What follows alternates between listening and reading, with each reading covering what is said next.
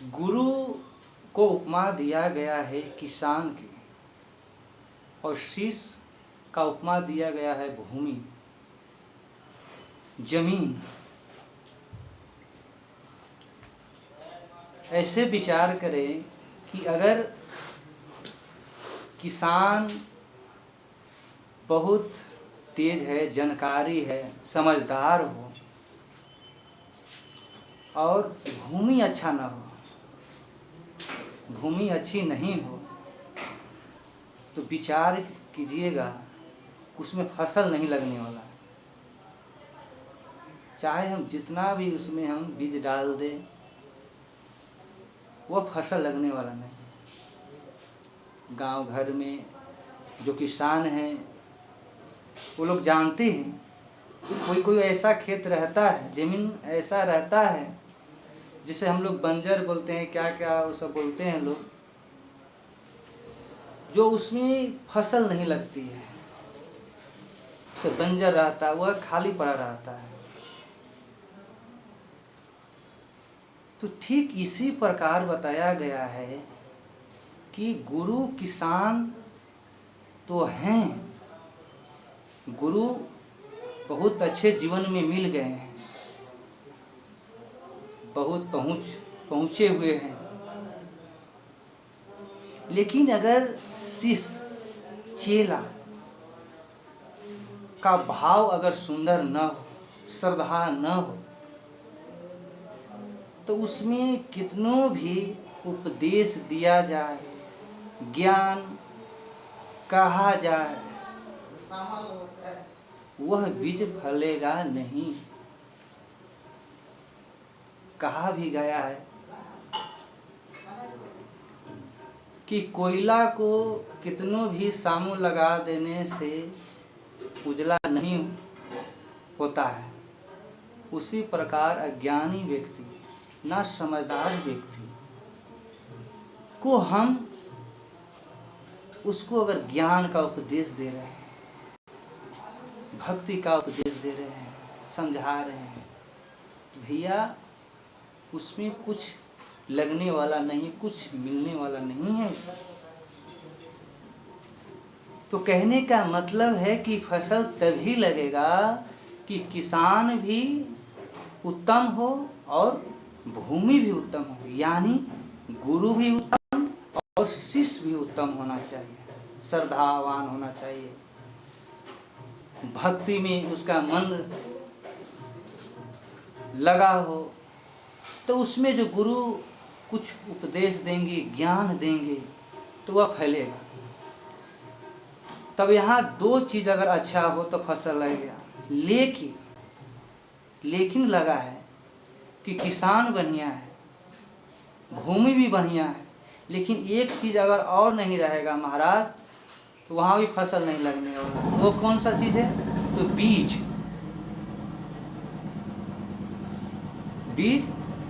की क्वालिटी अगर अच्छी नहीं, पता चले कि बीज में घुन लग गया, तो क्या फसल लगने वाला है? क्या नहीं लगेगा। तो घुन क्या है?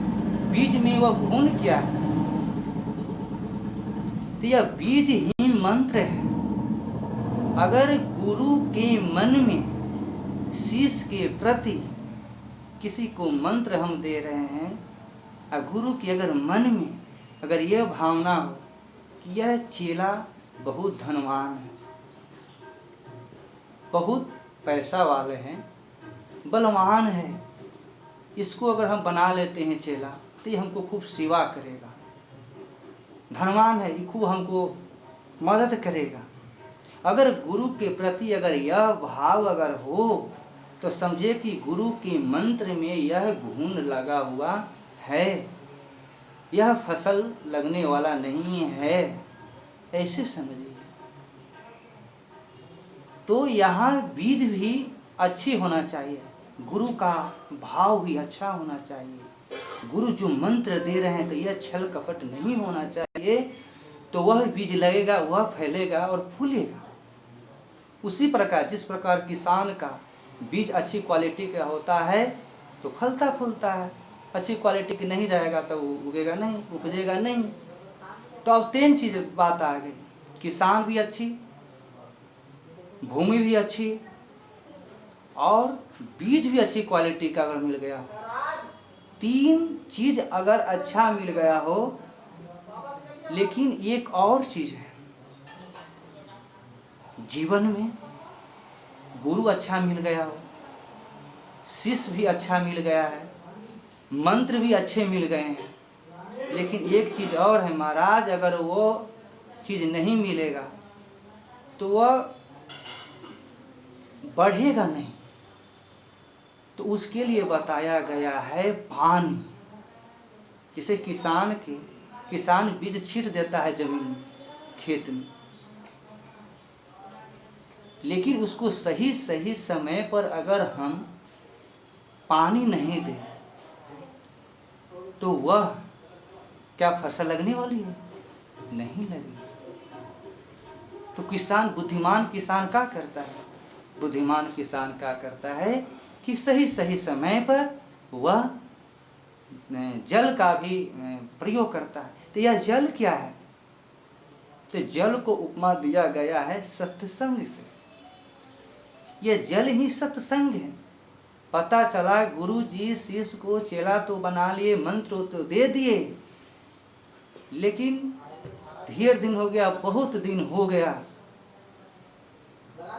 और बहुत दिन के बाद आया चेला और सब मंत्र सब भूल गया।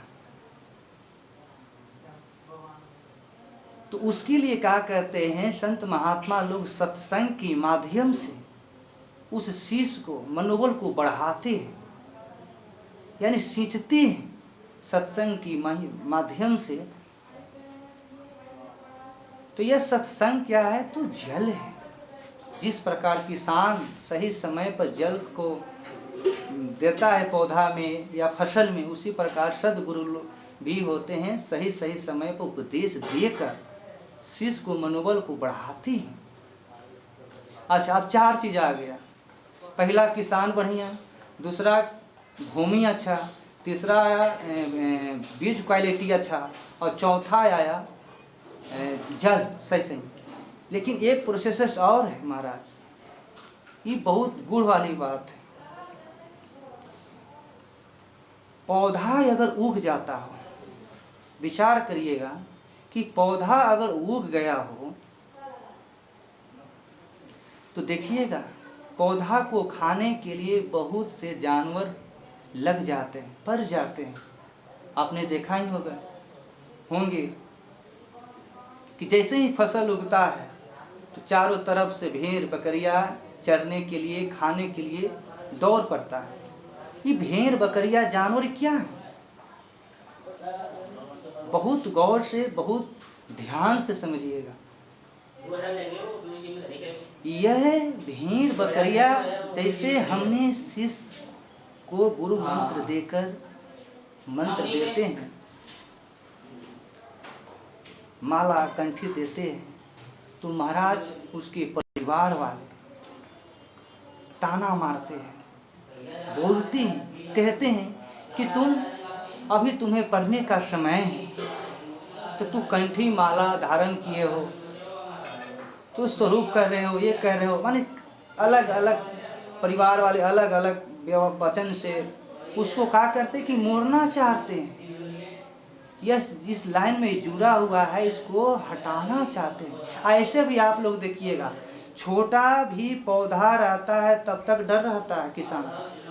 जब तक छोटा पौधा रहेगा किसान को तब तक डर रहता है, वो पौधा बड़ा हो जाला पर डर नहीं रहता है। ठीक इसी प्रकार जब शुरुआती दौर में जब दीक्षा लेता है कोई, नए चेला बनते हैं, तभी तक डर रहता है महाराज। विचार करके देखिएगा, जब नए नए दौर में जब दीक्षा लेता है तो उसको खाने के लिए देखिए कैसे कैसे लोग प्रयोग करते हैं। तुम्हें पढ़ने का समय था, तुम्हें शादी विवाह करना था, तुम्हें ये है, फलाना ठिकाना सब लोग बोलते हैं, यानी उसको दबाना चाहते हैं। लेकिन बुद्धिमान किसान वही होता है। बुद्धिमान किसान जानता है कि फसल उगने वाला है, भेड़ बकरियां तंग करेगी, खाने के लिए दौड़ेगी, तो बुद्धिमान किसान क्या करते हैं कि चारों तरफ से कांटा, ईंटा या लकड़ी से घेर देते हैं। बुद्धिमान किसान तो यही करता है। ठीक इसी प्रकार सद्गुरुदेव जो होते हैं वो जानते हैं कि शुरुआती दौर में इसको यह तकलीफ होगा, इसको कष्ट होगा, लोग बोलेंगे इनको, तो कहा करते हैं कि यह सत्संग के माध्यम से, उपदेश के माध्यम से बांधते हैं कि कहीं इसको मोड़ न ले, कहीं ना किसी को मूड न ले। वही शिष्य जब बड़ा हो जाता है ज्ञान की, जब ज्ञान से तब परिपक्व हो जाता है, जब सियाना हो जाता है महाराज, तो क्या उसको कोई समझाता है कि तुम शिष्य बन गए, ये है, ये हो, साधु बन गया है, मंत्र जाप करते? कोई नहीं बोलता है। जब सियाना होता है तो कोई समझाने वाला उसको नहीं होता है। ठीक इसी प्रकार, उसी प्रकार जैसे पौधा छोटा होता है, बड़ा पौधा होता है, तो क्या उसको भेड़ बकरिया कुछ कर बिगाड़ सकती है? कोई नहीं कुछ बिगाड़ सकता है, उसको हाथी भी नहीं बिगाड़ सकता है, उसको हाथी भी नहीं बिगाड़ सकता है। उसी प्रकार हम लोग के भी जब शुरुआती दौर में जब हम लोग दीक्षा लेके आते तभी दिक्कत रहता है, इसे हड़बड़ाना नहीं चाहिए।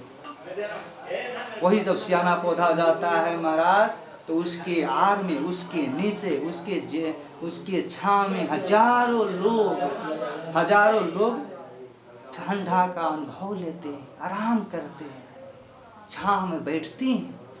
होता है कि नहीं होता है? जब पौधा छोटा रहता है तो कोई नहीं रहता है। जब वही पौधा बरगद का पेड़, पीपल का पेड़ बन जाता है तो राहगीर उसी रास्ते से जाते हैं तो जाकर बैठती हैं और बैठ कर छांव का आनंद लेते हैं, शीतल का अनुभव करते हैं। ठीक इसी प्रकार जब शुरुआती दौर में वही शिष्य जब बड़ा हो जाता है, विद्वान हो जाता है, ज्ञानी हो जाता है, तो उसके पीछे पीछे हजारों लोग उसके सानिध्य में बैठकर कथा का, सत्संग का वह आनंद लेते हैं। वह कथा जो